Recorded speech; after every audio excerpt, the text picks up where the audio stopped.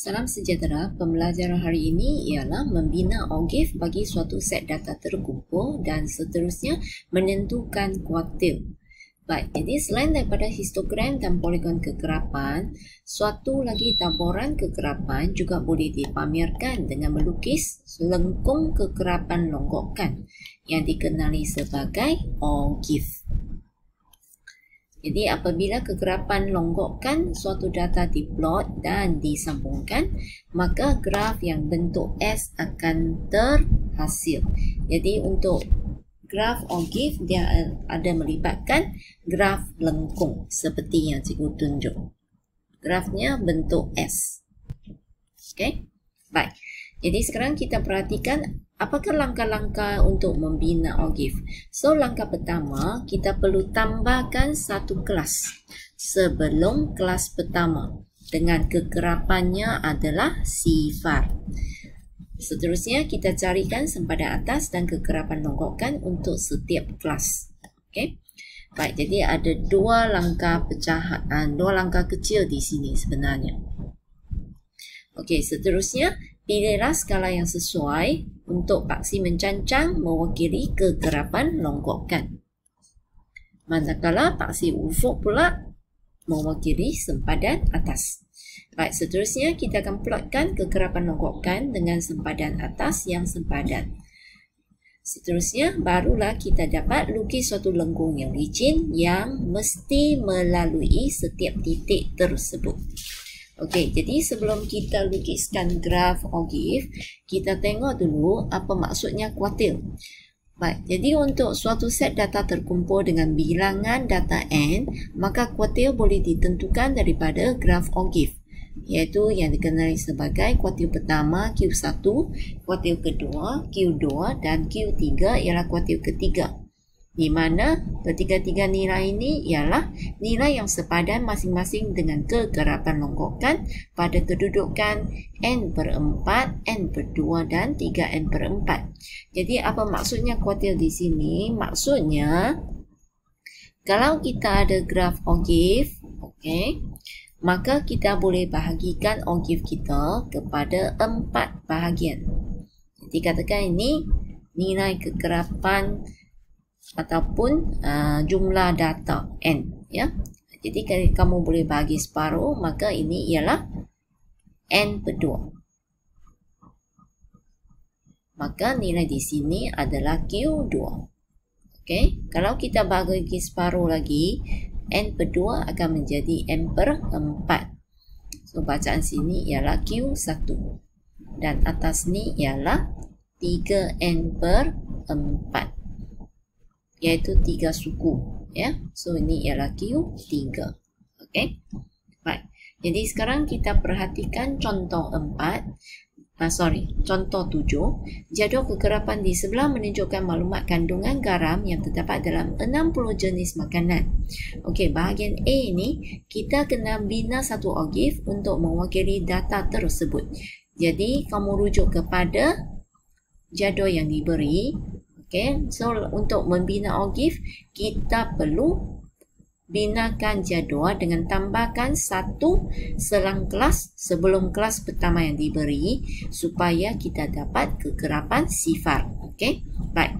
Jadi kamu perlu tambahkan sendiri seperti penyelesaiannya ditunjukkan. Okay, jadi untuk selang kelas yang pertama iaitu 50 hingga 99. Nah, ini yang perlu kita tambah. Okey, jadi senangnya macam mana kita nak tambah? Sebenarnya kamu boleh rujuk kepada nilai-nilai had bawah dan had atas untuk setiap kelas. Kita boleh nampak dia sebenarnya menunjukkan pertambahan had bawah yang sama. Okey, jadi setiap had bawah ini kalau kamu perhatikan tambah sebanyak 50. Maka untuk dapatkan kelas sebelum kelas pertama, kita tolak 50. Okey, tolak 50. Jadi dapatlah seperti mana yang tunjuk 50 dalam penyelesaian. Begitu juga dengan had atas. Had atas kalau kamu perhatikan setiap ini dengan pertambahan 50 juga. Okey. Jadi untuk dapat balik sempadan sebelum ni kita tolak sebanyak 50. Maka dapatlah 99 ya. Jadi kekerapannya kita sendiri tandakan sebagai sifar. Lepas tu kita tambahkan 2 kolom lagi, iaitu nilai-nilai sempadan atas dan kekerapan longgokan. Baik, jadi untuk sempadan atas senang saja, tak perlu buat pengiraan. Kalau nak buat kira, kita boleh tambah nilai had bawah, had atas dan had bawah kelas seterusnya. Lepas tu bahagi 2. Okey, tambah lepas tu bahagi 2. Maka dapatlah nilai sempadan atas. Okey, ataupun kalau cara ringkas yang cikgu ajar sebelum ni, senang sahaja.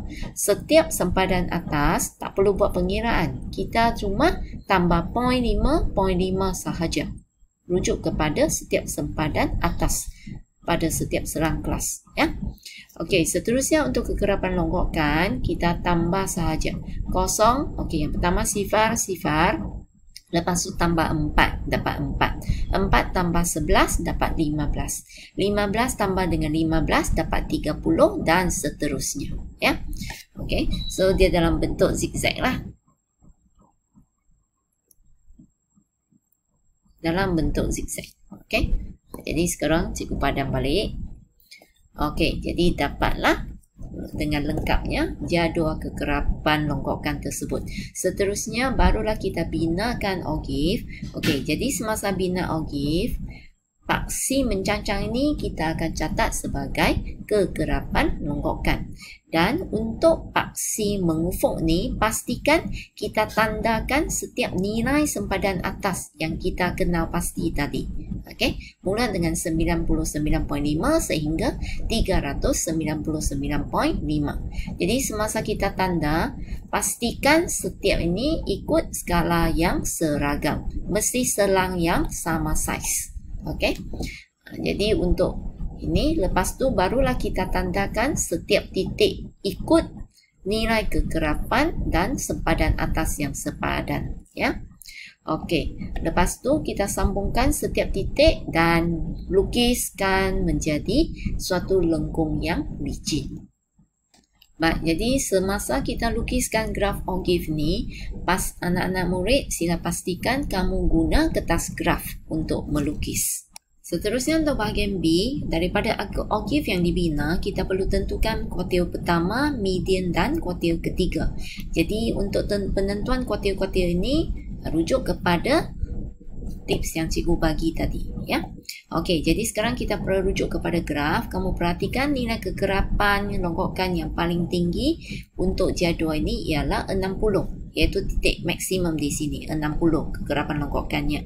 Jadi kita bahagikannya kepada separuh dulu, iaitu 60 bahagi separuh dapatlah 30. Jadi ini ialah N/2. Yang ini N. Okey. Jadi kamu boleh tuliskan kalau untuk kuartil kedua ialah 1/2 daripada jumlah, iaitu 60. So dapatlah 30. Ini menunjukkan kedudukan di mana kamu dapatkan nilai kuartil kedua. Okey, iaitu median. Jadi bacaannya mesti baca di sini. Okey. Baik, seterusnya untuk kuartil pertama, jadi sama jugalah 60 ni kita bahagikan 4. Jadi 1/4 daripada 60. Maka pada kedudukan yang ke-15. Jadi kita tarikkan ke sebelah kanan dan bacakan pada paksi mengufuk. Jadi bacaan ini merupakan kuartil pertama. Okey, seterusnya untuk bacaan yang ketiga, iaitu kuartil ketiga. So kuartil ketiga kamu ambil 3/4 darab dengan 60. 60 sentiasa rujuk sini, ya. Jadi maksudnya untuk kuartil ketiga dia pada kedudukan 45. Jadi tarik ke bawah, dapatlah bacaannya di sini. Jadi sila pastikan baca dengan teliti, maka dapatlah jawapan dia. Baik, jadi kalau kamu perhatikan setiap nilai-nilai ini ada maknanya. Kalau untuk kuartil pertama, dia bermaksud pada kedudukan 15 dapat baca ini. So, maksudnya terdapat sebanyak 15 jenis makanan mengandungi kandungan garamnya kurang daripada atau sama dengan 199.5 mg garam. Okey, kurang atau sama.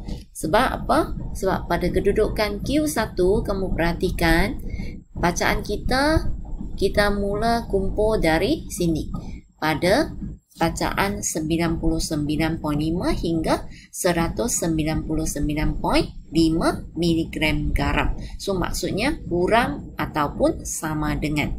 Okey, seterusnya untuk median juga sama. Sebanyak 30 jenis makanan yang mengandungi kandungan garam kurang atau sama dengan 249.5 mg garam. Okey. Seterusnya untuk kuartil ketiga iaitu pada bacaan 45, bacaan garamnya ialah 284.5. Jadi kalau kamu perhatikan di sini, okey, kita nyatakan sebanyak 45 jenis makanan mengandungi kandungan garam yang kurang daripada atau sama dengan 284.5 mg garam. Okey. Jadi semasa kita buat penguraian mesti ada sebut kurang atau sama dengan. Baik, jadi daripada contoh 7 tadi kita perhatikan, okey, telah diberikan secara ringkasannya macam mana kita nak tentukan kedudukan kuartil pertama, kuartil kedua iaitu median dan juga kuartil ketiga. Okey. Baik, seterusnya kita perhatikan untuk histogram, longgokan dan OGIF boleh dibina dengan menggunakan jadual kegerapan longgokan. Histogram longgokan dibina seperti histogram yang telah anda pelajari. Tetapi sekarang apa bezanya? Yang bezanya dari segi paksi mencancang. Paksi mencancang sekarang diwakili oleh kegerapan longgokan. Okey. Jadi merujuk kepada contoh 7, histogram longgokan dan OGIF yang berkait seperti yang tunjukkan di bawah. Okey. Baik, jadi kita boleh dapat lukis juga histogram longgokan di mana paksi mencancangnya ialah kegerapan longgokan dan paksi ufuk ialah nilai-nilai sempadan seperti mana yang kita buat untuk histogram terlebih dahulu. Okey.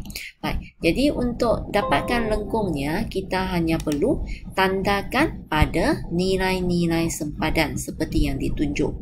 Okey, pada hujung ini. Setiap hujung palang atas, bahagian atas, ya.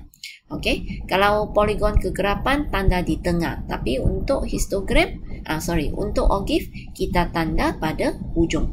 Jadi itulah perbezaan dia.